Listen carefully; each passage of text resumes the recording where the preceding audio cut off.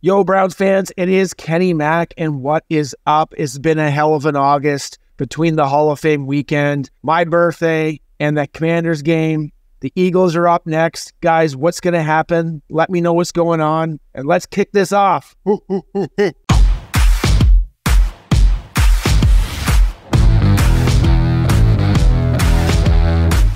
to the Dogs Podcast with your hosts, Blake Reneker, Justin Charles, John Nye, and Josh All.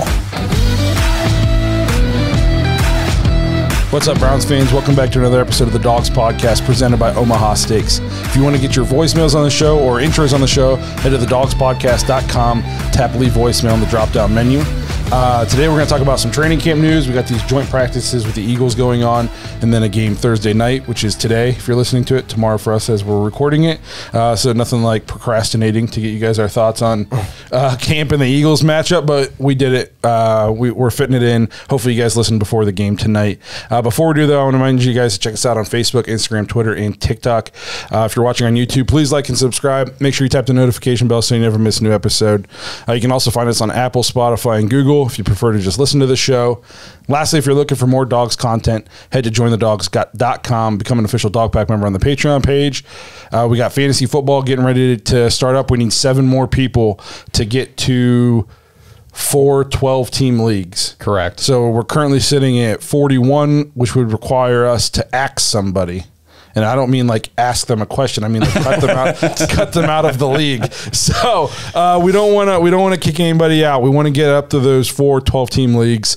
So we need 7 more people this week. So try to, if you're interested, jump in the Dog Pack and sign up for fantasy football. It's a ton of fun. It's gonna be the 3rd year we've done it now. Yeah. And it's a ton of fun for everybody.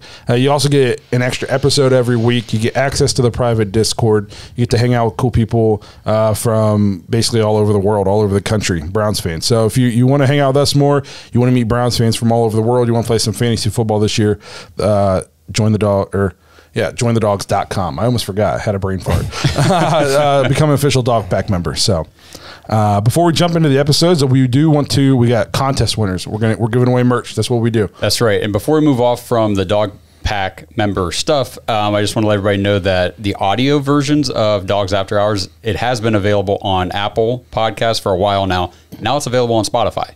That's cool. So Patreon's opening up new avenues to get that content out to you guys. So, but anyway, on to the contest. We have Dog Pack winner or Dog Pack member of the month. We do this every month, and actually, we've now done it for a full year. Nice. Oh, wow. This is going to be our 12th winner. This is 13, so this is the start of year 2. Nice. Our 13th winner. So 13th t-shirt given away. Look at all these t-shirts. The first winner of this year is Ben Summer. Nice job, Ben. Nice. Yep. Appreciate you, Ben. Appreciate He's been in here for a while now. Yeah, he has been. Yep. Playing some fantasy football with us this year. And then for the t-shirt contest, the Brownie the Podcaster Elf t-shirt, remember, all you got to do, leave a 5-star review on Apple, subscribe on YouTube, or leave a 5-star rating on Spotify. Take a screenshot of any of those things. Email it to bark@thedogspodcast. You're entered. This month's winner for the shirt contest is Trent Stevens. Okay, congratulations, brother. Thank you. What did he do? Did he leave a 5-star review? He was Spotify. Spotify. Nice. Yep. I don't have Spotify, so I can never check and see how we're doing on there. Thank you, Trent. We'll be reaching out to give you your t-shirt shortly. Yep. So before we jump into this week's topics with like the camp and stuff, we do have a voicemail from Kenny Mack we wanted to get into. Yo, guys, it's Kenny Mack getting some thoughts on the show. First of all, from last week, Demetric Felton makes the team. I like the comparison that you made from Elijah Moore to Deebo Samuels. And the reason I bring up Felton is because if Samuels goes down for the Niners, who comes in? They got to change their offense a little bit. Maybe it's Brandon Ayuk. If something does happen the way that injuries go now, Moore goes down, I don't want to see too much change. I think Felton can do some of that stuff. So I think that's what makes him bode well for the team as well. For the Eagles game, be in it to win it, just like the last 2 weeks.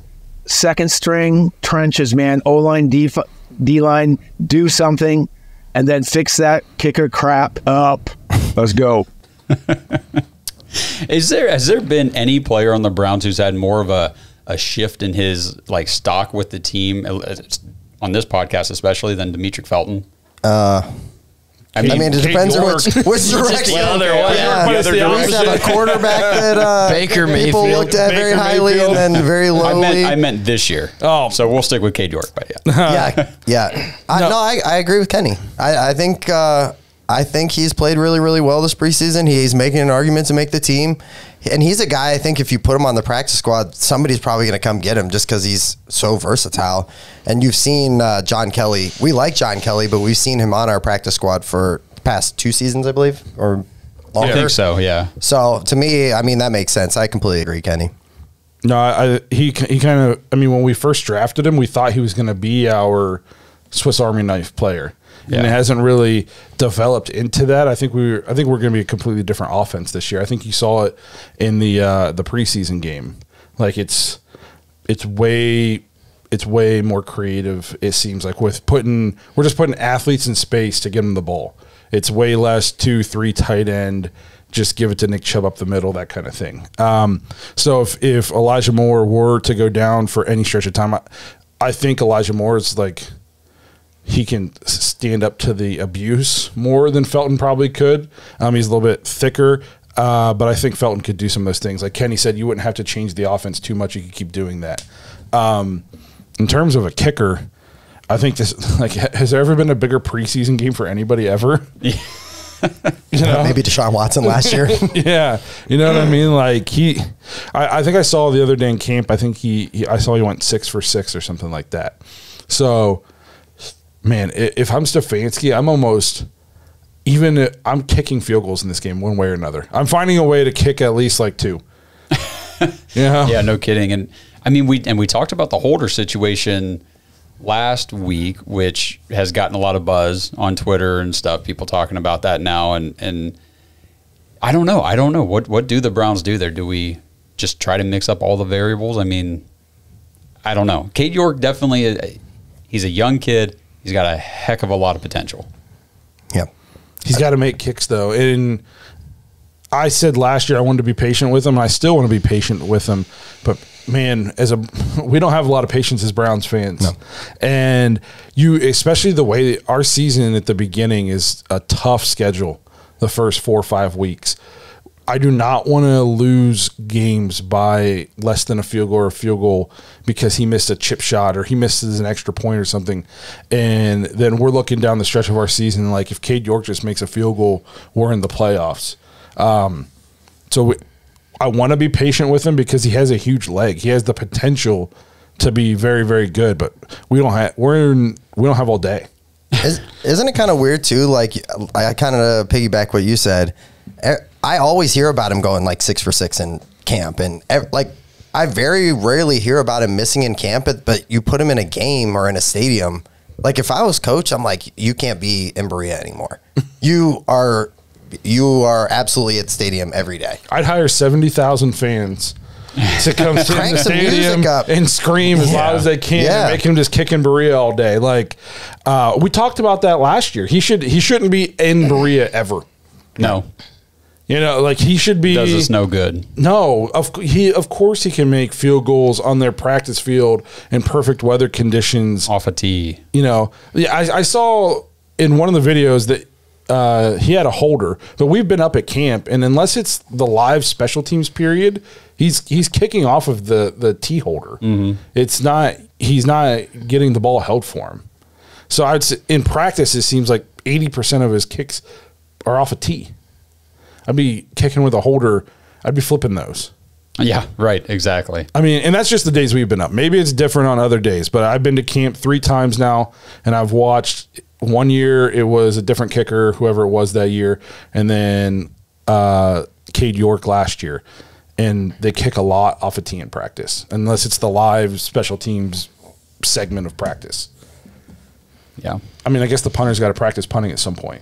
Well, so you can't just be holding all day. Well, it might be a good opportunity to get somebody else in there to see if the holder's the problem. We don't know. The thing is, like, you talked about it. We've talked about it before. Margin of victory average in the NFL is 3.5 points. Is that right? Yeah.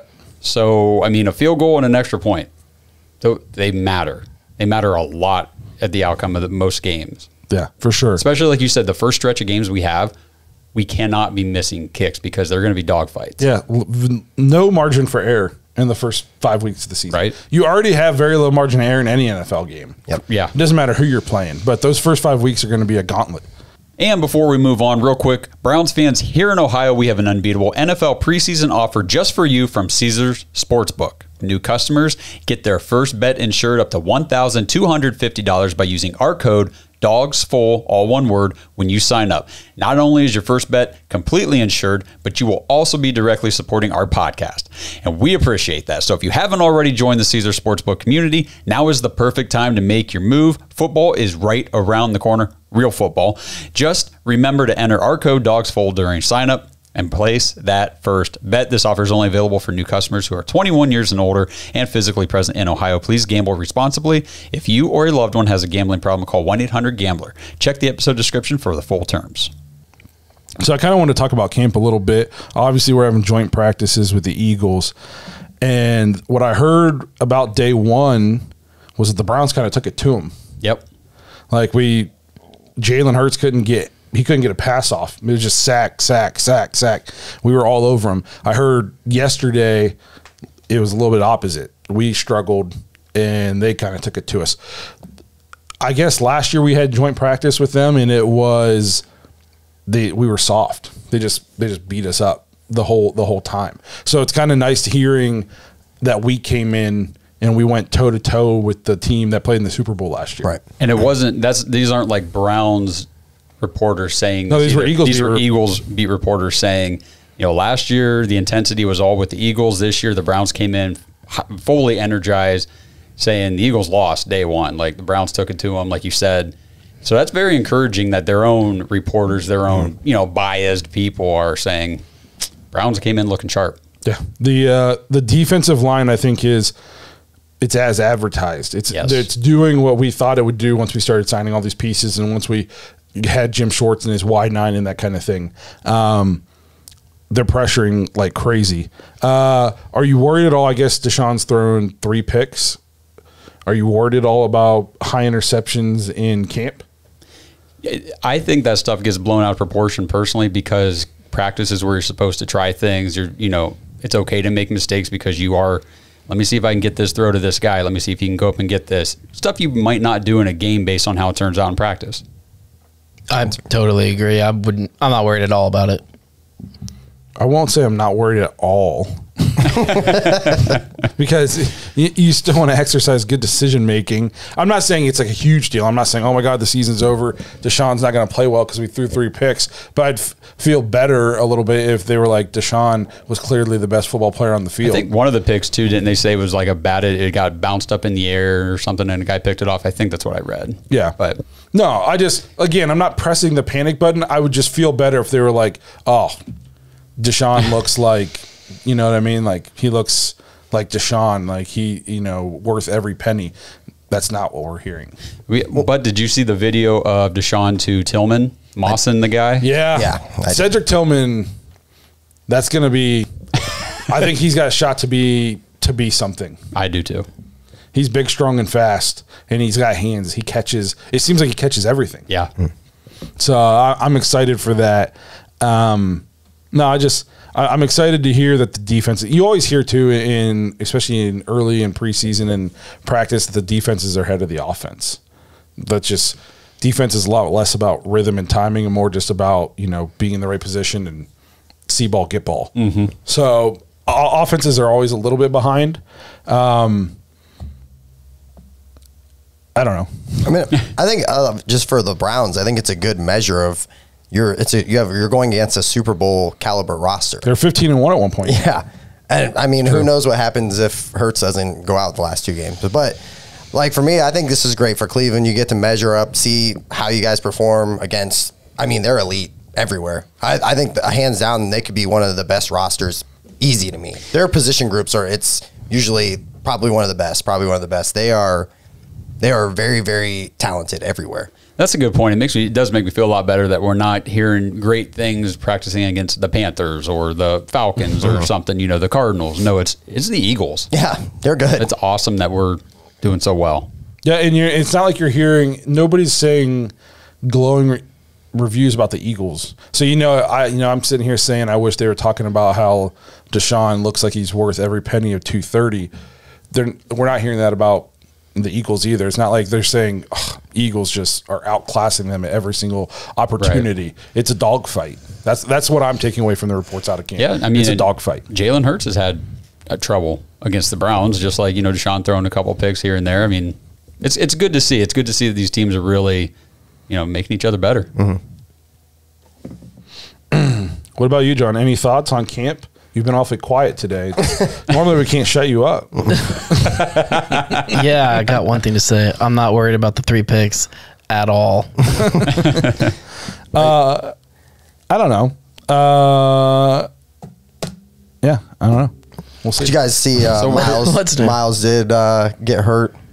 I haven't heard really anything other than it's a foot injury, right? walked off with the trainer. I didn't even hear that. I just got an update on it, and then I haven't heard. It was cricket since. Yeah. I know we had a couple guys go out with injury, but it didn't seem like anything crazy serious. No, to me, it just seemed like they're physical, intense practices, and guys are getting banged up a little bit, but it's nothing crazy. Just probably more precautionary. The report I saw earlier today, because they wrapped up their practices in total with the Eagles, and they said Brown's number one thing, they came out unscathed as far as like major injuries. Yeah, I got a couple bumps and bruises, but nothing major to report. So let's get through the game now tonight without any injuries. Yep. Well, the good thing is I don't think no huge important people are going to be playing. Yep. No, but I mean, there are still some young depth pieces. I mean, Cedric Tillman goes out there and gets hurt. That sucks, I mean. It sucks, but it's not going to cost us anything. I mean. You never know. I mean, he could have a mini breakout season, but. Okay, so let's talk on that then. I don't think he'll have a breakout season only because I don't think he'll have the opportunity. When I say a mini breakout, I'm talking about like for a rookie receiver behind a couple of great established guys. I think he can push for maybe like 400 yards this year. Okay, that's what I was about to say. Okay. Maybe 400 yards, maybe catches 4 or 5 touchdowns. I mean, that'd be okay. Now that would be a solid rookie season. I do think he's going to be a red zone threat. Yeah, for sure. What I mean? Big like potty. Yeah. Big target. You put a guy like him out there and DPJ and Njoku in the red zone, and then you got route runners, tacticians with like Amari Cooper and Moore, and then you got Deshaun's legs. Mm-hmm. So I think the red zone offense, I don't want to assume anything. I would like to think it should be leaps and bounds better this year than it has been. Way more options to do. And I think Deshaun's legs are such a, I don't even think it's being talked about. We saw in the preseason game, the dude, he's going to rush for 30, 40 yards a game probably. Jed Wills let Chase Young bull rush him back into, Chase Young chest hit Deshaun and he just bounced off of it and took off running for a first down. I was like, man, this guy is so good. Are you excited to see DTR start? Yes. 100%. I think that's the headline of the game going into it. Like, as a Browns fan, this guy has put up for 2 games. Like, he showed up. Yeah. And if we don't have Deshaun Watson, this is a typical Cleveland Brown season. We're talking about, man, look at how crazy our future is. This kid's playing really well. Even with Deshaun Watson. I'm telling you guys, I'm going to go to the office, and they're going to be like, oh, I don't know, man. He should probably start over Deshaun Watson. No. But no, I think that's another guy, Felton, I think I'm excited to see. I'd really like to see if I'm guessing he'd start. Going. Right? You would think. Has DTR been the most impressive rookie of all rookies so far this year in the preseason? As in terms of in the league, like quarterback play, or just overall? In general. Just overall. I haven't been paying a lot of attention to like rookies on defense and things like that.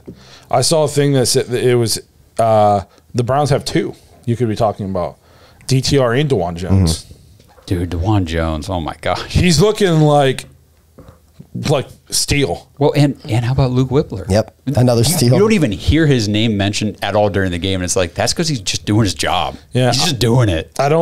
It's obviously preseason and it's camp and stuff. DeJuan Jones looks really good. DeJuan Jones. We might have to go back and delete some of DF's videos about how he didn't want to take it. Well, and I understood the concern at the time and everything because you don't know how any of these kids are going to translate coming into the league, but watching tape on him in the games and in practice, I mean, these guys are coming at him with speed, and he's got these long, smooth strides. He can stay step for step with any defender, it seems like. And his arm, he's just so long and big and strong that it just looks effortless for him. I saw another picture of him standing next to somebody that is a huge man, and that huge man looked small. Like he dwarfs everybody. He does. And he moves. I'll tell you know who he kind of reminds me of? Myself. I don't know about all that. Oh boy. Well, the future is not as bright as we thought it was going to be. And separated shoulder confirmed. Juwan Jones. I like that he played basketball in high school. So a lot of football coaches want their linemen stuff to wrestle, especially like your D line. I like that he played basketball because pass pro is just defending in basketball, only you get to use your hands. True. You know, he's athletic, he can move. Well, when you get to the NFL and you're a tackle, you're going up against Myles Garrett's, TJ Watt's, Joey Bosa's, Nick Bosa's. Brandon Graham. Yeah, you know what I mean? So you got to be able to move lateral. Yeah. And playing, but I feel like, he was a stud in basketball. Yeah, he was. You know what I mean? So he's got the athleticism. Like getting huge didn't make him lose his athleticism, which is rare because I don't have any now. So he was one of the lucky ones. He got to keep it when he got humongous. I just sit around now. And you're decent at bowling. Yeah. When I'm not hurt, when I don't have a bowling injury, I can knock some pins down. Bowling injury. Yeah. I've had a few myself. I think going back to the DTR thing, like if we just talk about the rookie quarterbacks that we've seen so far, and I know it's only been one game for the other guys, and we've got 2 for DTR, but DTR just looks so poised, in command of the offense. He knows what he's doing. He's understanding what the defense is doing. He knows what he's supposed to be doing with the receivers. And, I just didn't necessarily see a lot of that quick decision making and understanding what's going on from Anthony Richardson or, CJ Stroud or Bryce Young. I mean, they didn't look horrible, but they did not look the way DTR's look. You know who I was impressed with of like rookie quarterbacks was that kid from Vegas. What's his name? Aiden O'Connell. Yeah, I was impressed with that kid. David Bell's quarterback at Purdue. He looked pretty on point. That was impressive. You know who hasn't looked impressive is Will Levis. Okay. Yeah. Okay. and Anthony Richardson's getting the start, or they just named him QB1. I saw that in his preseason game. He had a 58% completion percentage. And some of his other stats were okay, but completion percentage if you're only completing 58% of your passes against the most vanilla base defenses that you're going to face ever, probably not even against 11 starters. What's his completion percentage going to? I mean, I wouldn't expect it to be very high this year for sure. He's gonna.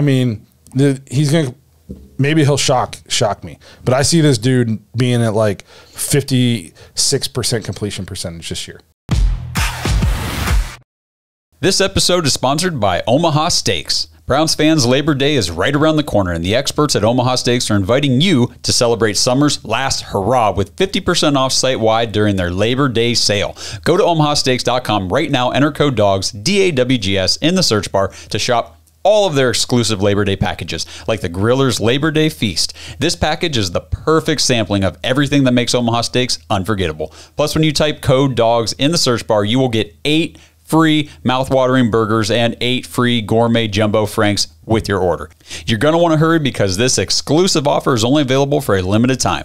Celebrate those last remaining summer cookouts with 50% off site-wide during the Omaha Steaks Labor Day sale. Remember, the only way to get this amazing deal is to head over to omahasteaks.com, enter code DAWGS in the search bar, and get 8 free Omaha Steak burgers and 8 free gourmet jumbo franks with select packages, including that special Griller's Labor Day Feast. Omaha Steaks isn't just steak, it is the best damn steak of your life. That's omahasteaks.com, keyword DAWGS in the search bar. See website for details. They better get Jonathan Taylor back.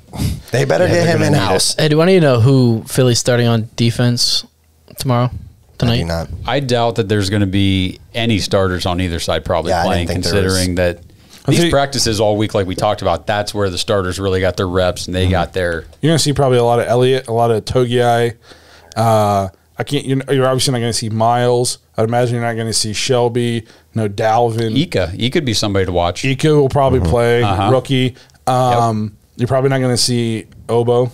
No, I doubt it. It's going to be third and fourth stringers. I want to see some Watkins Jr. What I would like to see That's is what I'm excited about. Tony Fields so far has, in my opinion, kind of been dominating. Yeah. Just really holding his own out there at the linebacker position. And with the Jacob Phillips injury, we need some people to step up.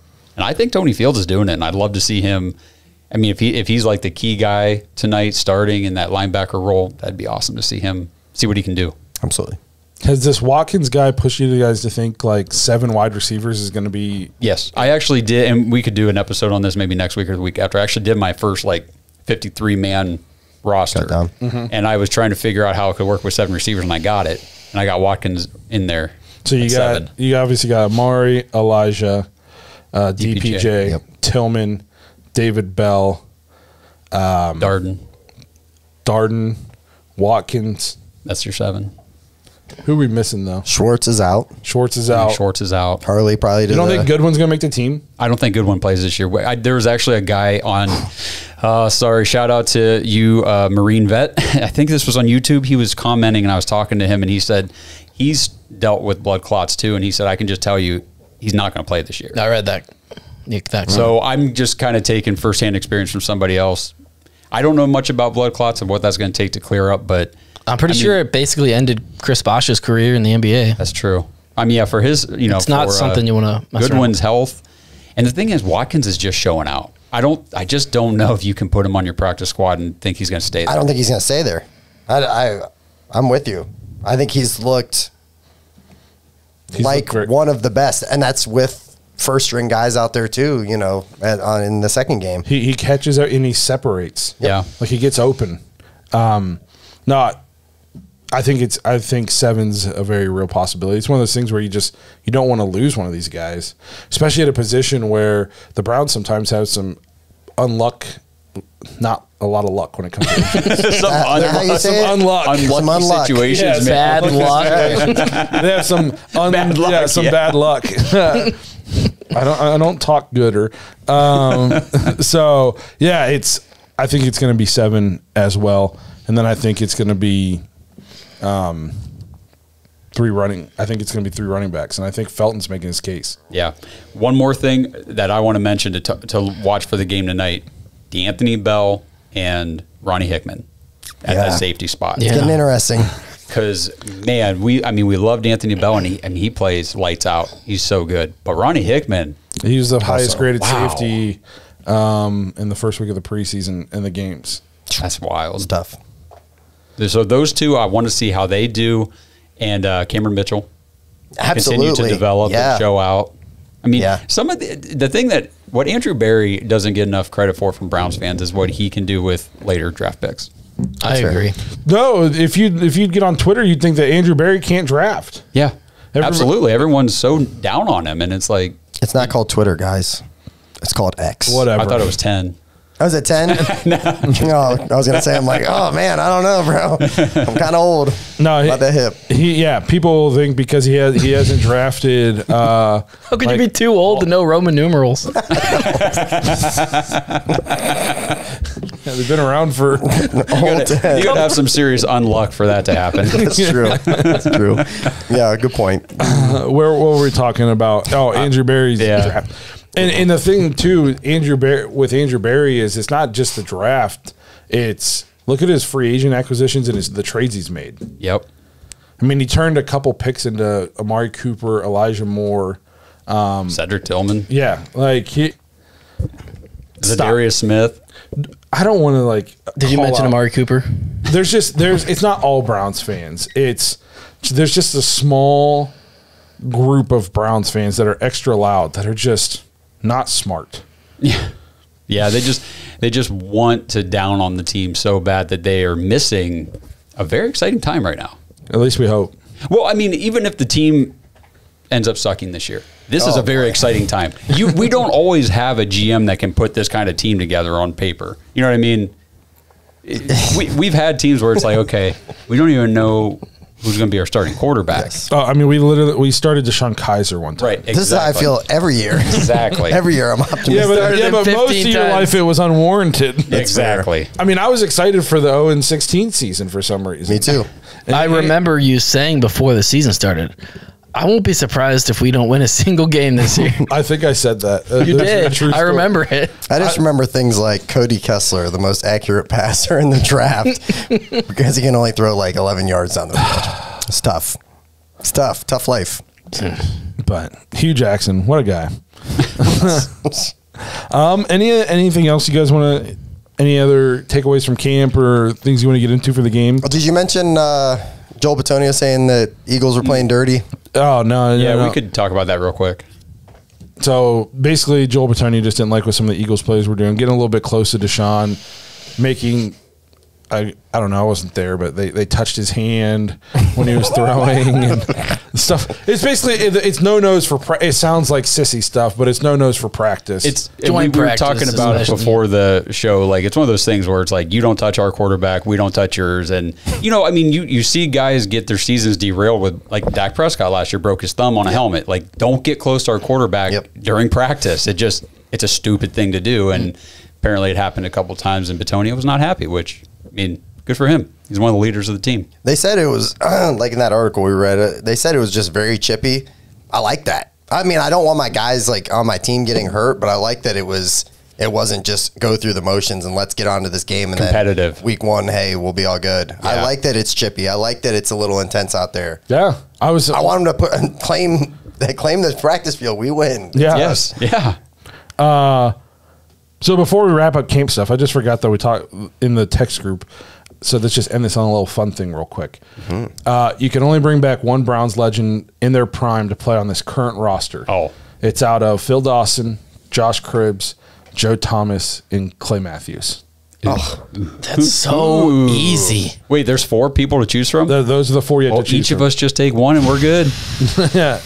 I think we're all taking the same one, right? I mean, On this current roster. I think that's the key. I'll say one thing because we argued about this last night. I do think replacing Wills with Joe Thomas would make this team so much freaking fun to watch, but it's still not the right answer. No, because Wills, as much as we give him crap and he gets crap from a lot of people for his effort, he's still a very competent left tackle. Yeah. Competent enough. Exactly. Especially when you have a quarterback that can move. Yeah. For me, the clear answer, and I'm pretty sure John Yeah. agrees, it's Phil Dawson. Yeah, that's Yeah. fine. That's the one I was with too. I mean, I think Clay Matthews would be sweet. Clay Matthews would actually be my second. Yeah, that's mine. Yep. we could use him. Yes, Yep. because that basically I'm not looking at who Joe Thomas is probably the best not probably he's the best player on this list. Yes. Okay. But I'm looking at where this current roster's biggest position of need. We still have one of the top offensive lines in the whole league. Correct. We're okay. And nothing against Joe Thomas, but having a great left tackle doesn't guarantee wins. Obviously. Joe Thomas would just nod his head, yes. Having a Hall of Fame left tackle does not guarantee you wins. No more than 4 per season. Right. So, Phil Dawson for me, and then it would probably be Clay Matthews because that's just the next biggest position of need for the Browns. I thought that was a cool thing. If I had to pick from the heart, it would be Joe Thomas because I want him to play on a good team. Absolutely. Or what I Josh mean? Cribbs. Yeah. Right. Yeah. Honestly, I think Josh Gordon would be kind of fun to throw in there. I mean, I know he's not on the list, but can you imagine what Josh Gordon would look like on? Well, because the stipulation here is Browns legend. He's a legend to me. He's definitely a legend in his own It's right. still real to me, damn My it. first ever Browns jersey. I think the league. I mean, the league owes Josh Gordon a career. And an apology, for They- sure. they- It's messed up. Yeah, they don't even. He got in trouble for smoking weed. They don't even test for it anymore. Yeah. Nope. Gronk was just rubbing himself down with THC oil Yeah. last season. The guy could have Whatever. been. He could have been. Who knows what he could have been. Yep. But no, I thought that was a fun thing to kind of end this on. So let us know in the comments what you think. Which one of these Browns legends would you add to the current roster? That's the key, the current roster. So we're going to wrap this thing up, and hopefully you guys enjoyed it. Hopefully the Browns do well tonight. We get out of this game injury-free, knock on wood. This is real wood. Yes, It is. Hopefully DTR continues to impress. I'm excited to see him against some higher level talent.